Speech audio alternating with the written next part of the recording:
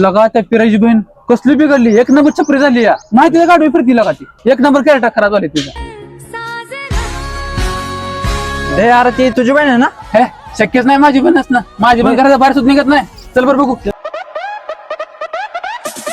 हे मी नाही येत बाबा, ती पोरगा कुठं तर धरून मारलं बिरलं म्हणजे मला. हे चाललोय बाबा. अरे काय करतेस तू? आजपर्यंत आम्ही दुसऱ्याच्या बहिणीला नावं ठेवली आणि आज ते काम आमची स्वतःची बहीण करते. अरे लाज वाटते आम्हाला आमची.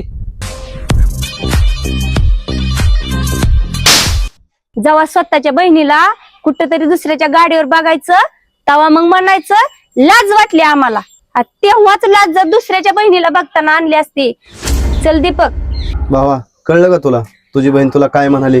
कलर आहे, दुसऱ्याच्या बहिणीला पण आपल्या बहिणीसारखंच बघायचं.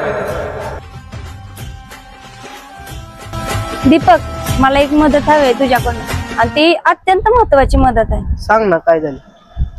माझ्या भावाला ना थोडी अद्दल घडवायची. तो ना दुसऱ्याच्या बहिणीची उगाच टिचमना करतो. त्या कशा का वागाना, त्यांची लाईफ त्यांच्या हातात आहे. मग आपल्याला काय घेणं देणं आहे का? आपल्या बहिणीचं आपण बघावं, हे त्याला घडवून दाखवायचं, करून दाखवायचं. बरं